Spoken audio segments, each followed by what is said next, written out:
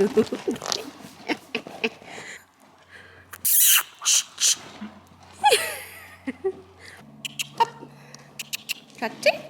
we go.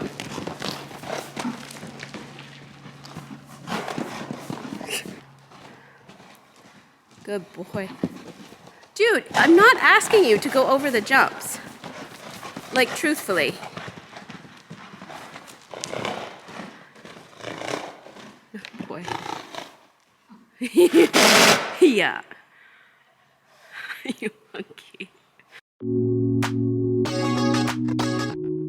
Hi, you.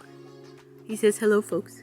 Welcome back to the first video about me in a while. Hello, folks. Welcome back to another video. This is potentially one of the dumbest things I've done in a while. It is an absolutely beautiful day, and there's no wind. It's sunny. Merlin's feeling good. He's had 7 weeks off. I've let him loose, and as you can see from the clips that were just shown, he is a little bit spunky. Last year, when he had a break, he had 3 months off. And that first ride, I think I was nervous because I put so much pressure on myself and the prep and blah, blah, blah, blah, blah. I currently don't have any saddles for him. So I've got the bareback pad on, and he is going to do like basically a month of groundwork, or at least until my saddles come. We're going to do at least 2 weeks of groundwork, and that will be another video coming. But I thought that it would be fun to do just a short and sweet video where I get on Merlin for the first time in 7 weeks. I'm going to send him up and do a trot one more time and see what he does. And then if he doesn't do much, I might get on him. What a handsome man. Oh. Well, okay, maybe we're not gonna get on. That's a good boy. Just want to get this energy out before I get on. He nearly has gone through that a couple of times. Hasn't actually put that much weight on or lost that much fitness, which is really nice. That's a good man.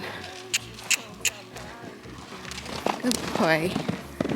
He keeps like avoiding the jumps. All right, he has settled a lot and seems to be fairly chill. So I'm going to set my pivot up and get on, because basically I find with him, if I overthink things too much, I make it out to be a bigger deal than it actually is. So I'm just gonna get on, and if all I do is get on and get off, that's fine. We do have our bridle on. Last year I got on him after 8 weeks off, bareback in a halter, which was probably stupid. Someone like you, baby, and all these broken roses led to you. Spend my whole life waiting for someone like you, baby, and all these broken roses led to you.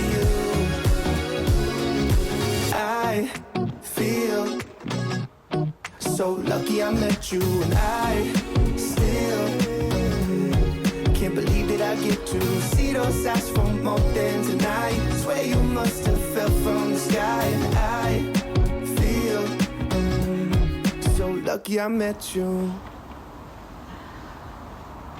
I've missed this feeling. So what riding footage would be complete without a little cheeky voiceover? I just kind of wanted to talk through the first bit of what I'm doing here. So if you know Merlin at all, you'll know that for some reason, when I'm on him, he finds these two top corners near A quite scary. There is a lot of stuff. There's chairs, there's saddle pads, there's tack, there's literal carts for miniature horses. So there is a lot to look at, but it doesn't really change, but for whatever reason he finds it scary, especially after he's had some time off.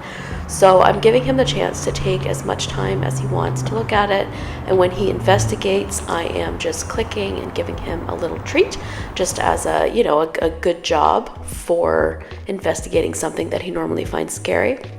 Here I'm just checking out our halt seat aids. And for whatever reason, even once he's deemed the top corners not scary on a circle, if we approach them from the long side, they're terrifying again. So you can see he's kind of farting as like a stress or worry signal. But he's choosing to go, like I'm not putting any leg on, he's choosing to go and investigate. And he investigates this cooler, which in fairness to him is not normally there. Tries to eat it, so I encourage him not to. And then, of course, he goes forward and you'll see that he investigates the teddy bear, which he actually wore when I was starting him under saddle. You can't really see, but poor thing, he knocks it and spooks at something of his own creation. And yeah, this might seem really boring, but especially when he's had some time off, it's really important for me to take the time to allow him to reinvestigate and become comfortable with these two corners again. Because if I don't give him that grace and let him take that time, and you can see here I'm clicking and treating. If I don't let him take that time, it's something that comes up in, at the beginning of every ride. But if I let him take the time rather than pushing him through it and, putting him on the contact and making him bend into it rather than actually investigating it, he's not actually getting over his fear.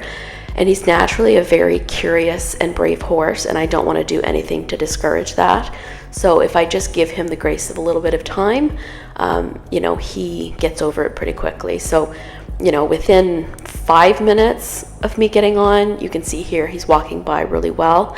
His tail is no longer lifted. He's walking more forward and confident. His head is lower, and he's just much happier. And it didn't take very long at all. All it took was me letting him do his own investigation. So then we go the other way and do the same thing. And I find this really interesting because normally this corner going this way is the one that he spooks at the most. And in this case, it was the one he looked at the least. He looked at the tarp, looked at the cart.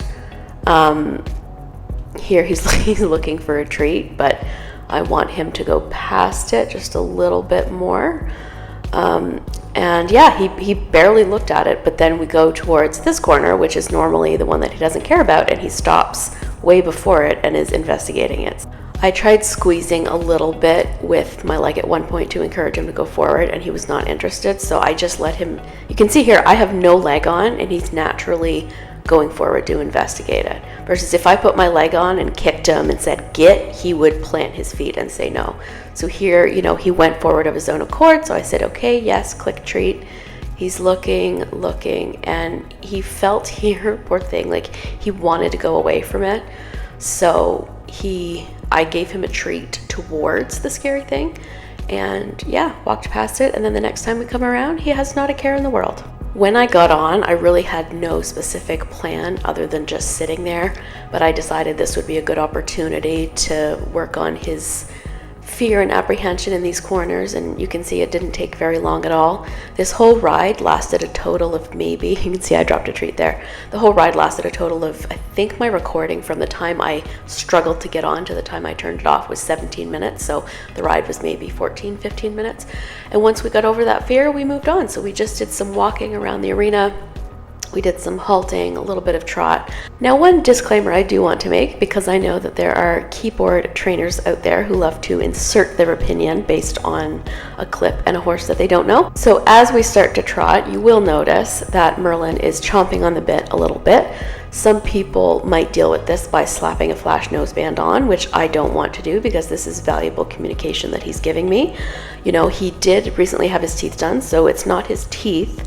I think I do want to do some investigation into trying different bits with him this year to see if there would be a different cheek piece or a different mouth piece that he would be more comfortable with. But to be honest, at this point, I think it's just because he hasn't worn a bit in 8 weeks. And you'll see that as he goes through the session, he settles a lot. My hands are super soft. I'm carrying them up so that he does a nice proper head carriage rather than ducking. And to be honest, I wasn't even asking him to go into a connection. He was doing it on his own. So yeah, just a quick disclaimer, because I know that a lot of people are quick to insert their opinions and snap judgments where they are not needed or wanted.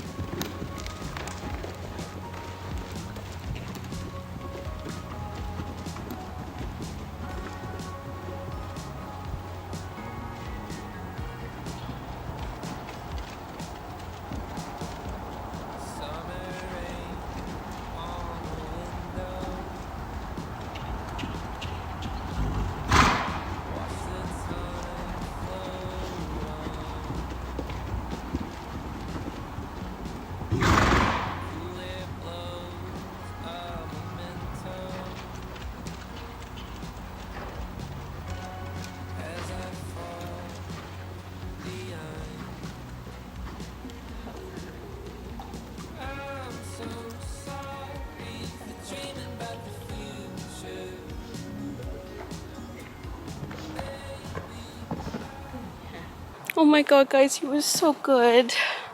I almost feel emotional.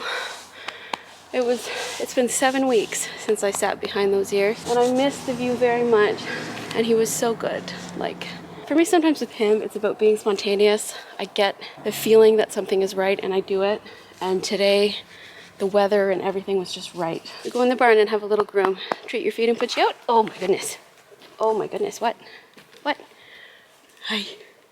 What are you looking at? So this is wild, you guys. It's February, and the creek, in this section at least, isn't frozen over.